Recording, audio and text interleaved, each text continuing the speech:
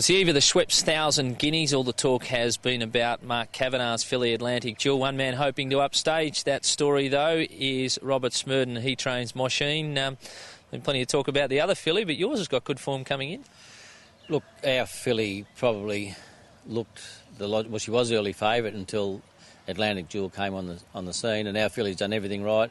She won the Manifold last up, but Atlantic Jewel, fair to say, has been super impressive in her 3 starts. So, well, it's a pretty good contest. Blinkers went on your horse last time. Gee, they made a difference. Yeah, I think they took her up a level. I was hoping for a positive effect, didn't expect as good a result, but she travelled really well. She relaxed in them, which was of some concern, so certainly went up a step with the addition of them. Has this been the grand final for her all the way along this campaign? Is this the one race that you really wanted? It has been where we were heading. We'd set it toward this aim at the start of the spring. We're hopeful she can train on from here through the Wakeful and the Oaks, but this was the main target initially. What about barrier 10?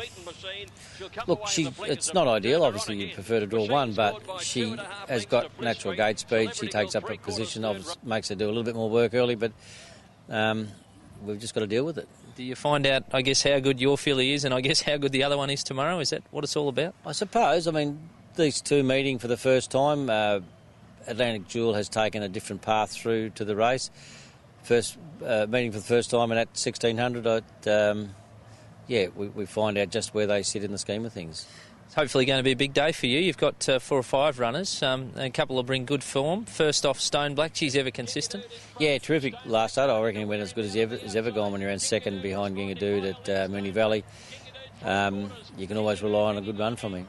La Fantastique's the Oaks winner from Tassie, who is first time up to a mile this time in, so the step-up's going to help? Yeah, she's run well at her first 2 runs over an unsuitably short distance, so going to the 1600 suits her, and I would expect an improved performance as a consequence. Got to the line nicely at Moonee Valley last start? Yeah, indicating that she's looking for a further trip as she gets tomorrow.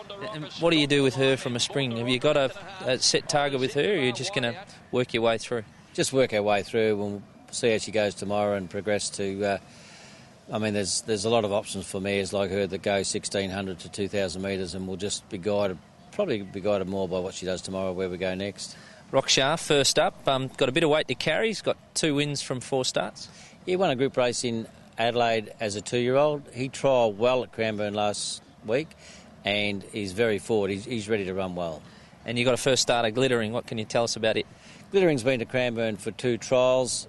I think she might be a horse for later on. She hasn't really set the world alight with her 2 trials, but we've got blinkers on her there tomorrow, and hopefully she can be competitive. But I think probably next preparation over a little bit further, you might see the best of Glittering.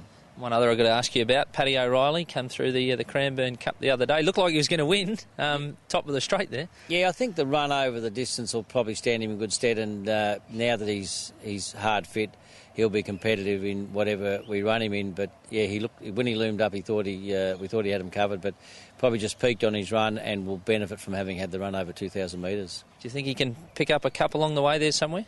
I think he's got to be competitive in those Country Cup standard races. If you've got to get the right run, they're evenly graded, those horses, but he'd be well placed in those sort of races, I would have thought. Well, good luck tomorrow with Mosheen. Thanks, Sean. There we go, Robert Smerdon talking about his team's chances tomorrow at Caulfield.